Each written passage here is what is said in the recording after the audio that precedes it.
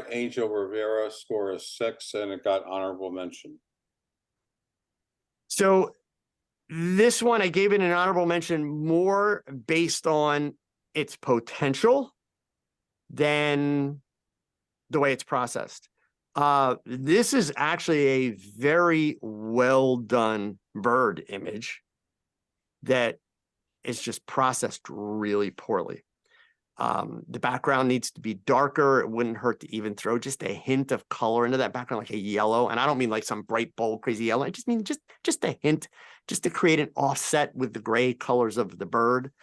So there's actually a tremendous amount of potential here. I don't have the raw file for that one, but even with the JPEG, I can show you a quick example later of just to give you an idea of where you could go with that file, but there's a lot of potential in that file. Let me just, because I commented on this earlier, there's one or two of the things that I commented about I can actually do from the JPEG to at least give you a sense of it. Where's the bird? It was in, I guess, the other nature category.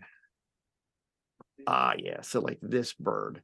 Now, again, folks, I will trust Bob and Vince to keep you guys honest in terms of knowing what you can and can't do for the contest. So I may show you something that's not acceptable for the contest, okay? But I'm interested in, what makes an interesting picture.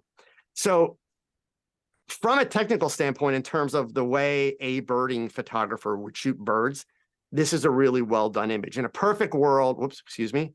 In fact, let me just go ahead and make this full frame so you're seeing all of it. In a perfect world, we wouldn't have this branch or whatever is behind the bird, but we don't always have that luxury. Let me just grab a tool here so that you can see. Yeah, all right. But we've got, nice diagonal lines, nice, interesting stuff. But the problem is the bird, because the bird doesn't have a ton of color, it kind of gets a little bit lost. So I'm not suggesting that we add color to it, but I'm suggesting we give it a little bit pop. So I'm not going to do any of my normal processing here because this is a JPEG. So it's already been processed. There's no value in me doing that. I'll show you what my workflow is in a moment. But the masking tool that I was talking about, I'm in Adobe Camera Raw, by the way, because I work in Photoshop. For those of you with Lightroom, Lightroom does everything that I'm about to show you. It's in the Develop panel. Cool little useless fact, whether you're a Windows user or a Mac user, if you go into the system files and you find the Adobe folder, there's a file in there called Camera Raw plugin. If you were just randomly to rename that file for a minute, don't move it, just rename it.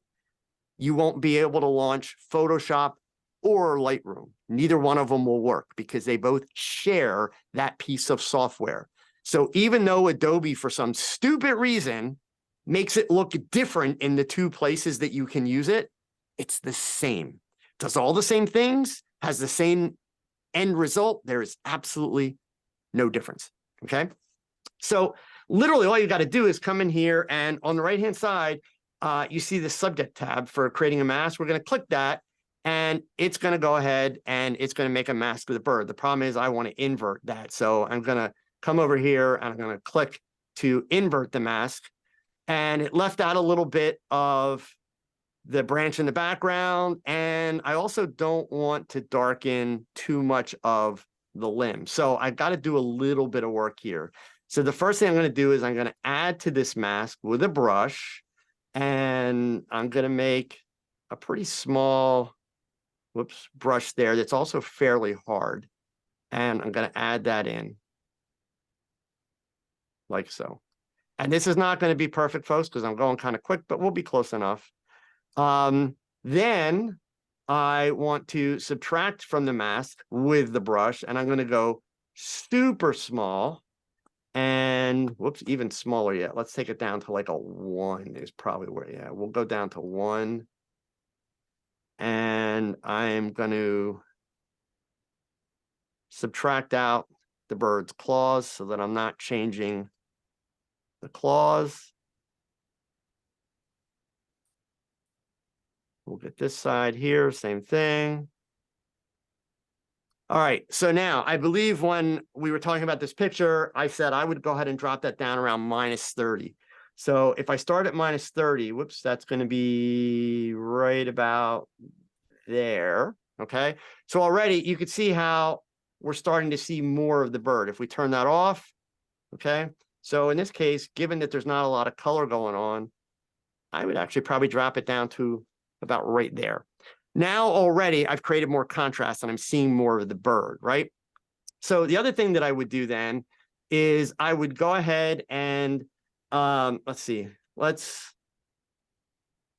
going to do it with a cheat here. I'll do it with the color temperature. There's a lot of ways we can go about it, but I'm going to add just a little bit of yellow into the background, just a bit. So now what I've managed to do is I managed to add a little bit of warmth into the image without making it fake or look unnatural. Every color that's in here still is a natural color that we would find in a natural environment. Okay.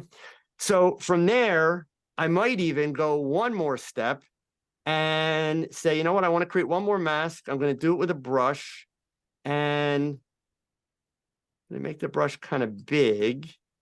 And in this case, I'm going to do just the top part of this branch. Okay, and now unfortunately I made a mistake there and I went right over the toes again. So we'll pull the toes back out and clean those back up real quick. And again, this is not going to be perfect because I'm doing it fast to kind of show you the idea. And then I'll go ahead and I'm actually going to invert that mask. And so now what I would do is I would bring down, whoops, I shouldn't have inverted it. My apologies. There we go. I'm going to bring down the brightness ever so slight. The lightest part of my image is now the bird, but not to a point where it looks fake. It doesn't look like I photographed the bird in the studio. It's all right there. And then one other little finishing cheat that I use for 90% of my photography, let me get out of the masking tool, and I'll show you this on the other images as well, is I will come back in here to, they just move these all around now. If you're an Adobe user, you know that. And under effects, I'm going to grab the vignette. And if this is my final crop, I'm going to drop it down to about a -5 or a -6. I do this on 99% of my images. I don't want a vignette that looks old school like that. That looks horrible. I certainly don't want a white vignette. God, that's just disastrous. It's going to be a 5 or a 6 ballpark. All that's doing is creating a very subtle, it's a psychological trick.